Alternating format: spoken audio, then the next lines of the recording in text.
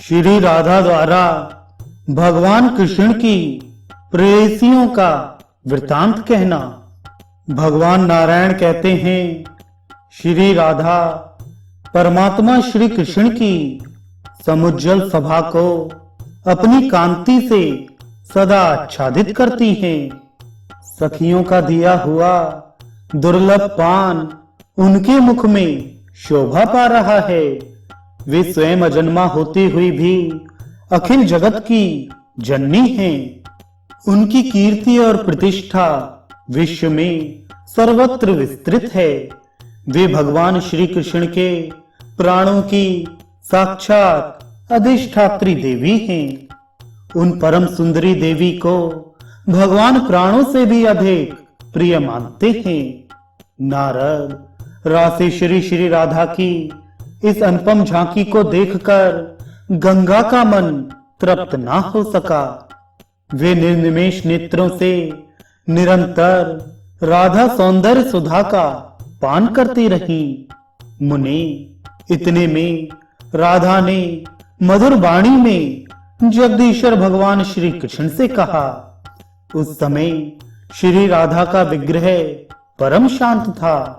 उनमें नम्रता आ गई थी और उनके मुख पर मुस्कान छाई थी। श्री राधा ने कहा, प्राणेश, आपके प्रसन्न मुख कमल को मुस्कुराकर निहारने वाली यह कल्याणी कौन है? इसके तिरछे नेत्र आपको लक्ष्य कर रहे हैं। इसके भीतर मिलने इच्छा का भाव जागृत है। आपके मनोहर रूप ने इसे अचेत कर दिया है। इसके सर्वांग पुलकित हो रहे हैं। वस्त्र से मुंह ढककर बार बार आपको देखा करना मानो इसका स्वभाव ही बन गया है। आप भी उसकी ओर दृष्टिपात करके मधुर मधुर हंस रहे हैं। आप अनेक बार ऐसा करते हैं और कोमल स्वभाव की स्त्री जात होने के कारण प्रेमवश मैं क्षमा कर देती हूँ। आपने विरजा से प्रेम किया, फिर वह अपना शरीर त्याग कर महान नदी के रूप में परिणित हो गई।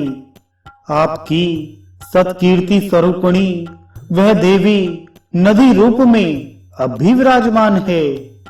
आपके औरस पुत्र के रूप में उससे समयानुसार 7 समुद्र उत्पन्न हो गए।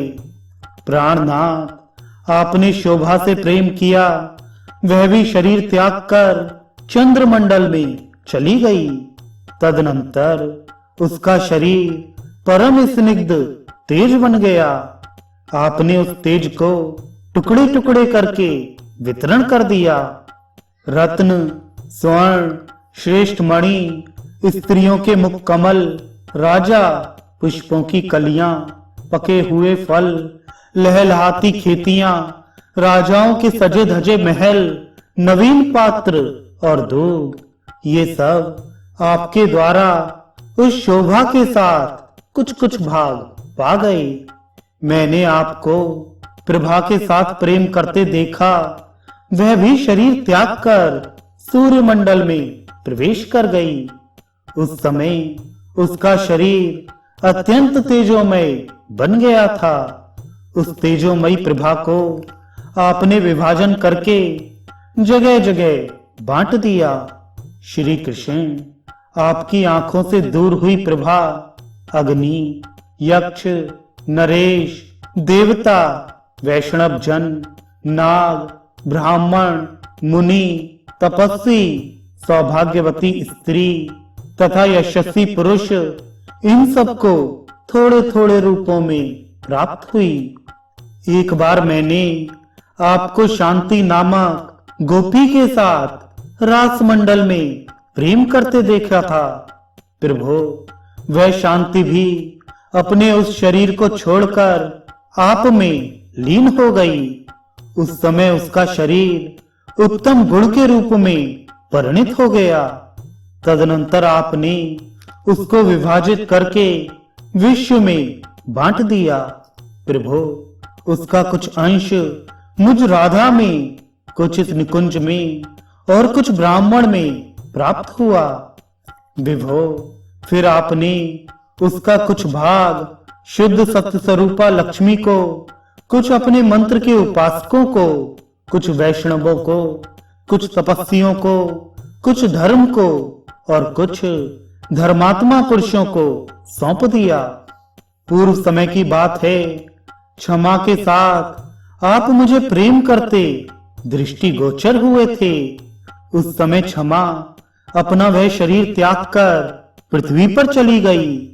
तदनंतर उसका शरीर उत्तम गुण के रूप में परिणित हो गया था।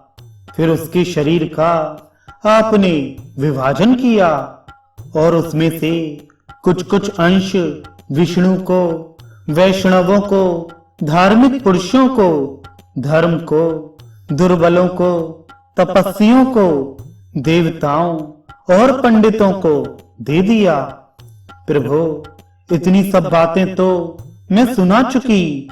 आपके ऐसे ऐसे बहुत से गुण हैं। आप सदा ही उच्च सुंदरी देवियों से प्रेम किया करते हैं। इस प्रकार रक्त कमल के समान नेत्रों वाली राधा ने भगवान श्री कृष्ण से कहकर साध्वी गंगा से कुछ कहना चाहा। गंगा योग में परम प्रवीण थी। योग के प्रभाव से राधा का मनोभाव उन्हें ज्ञात हो गया। अतः बीच सभा में ही अंतर्धान होकर वे अपने जल में प्रविष्ट हो गईं।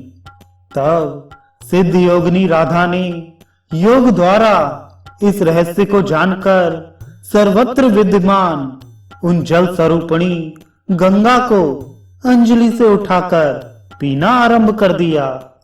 ऐसी स्थिति में राधा का अभिप्राय पूर्ण योग सिद्धा गंगा से छिपा नहीं रह सका। अतः वे भगवान श्री कृष्ण की शरण में जाकर उनके चरण कमलों में लीन हो गईं।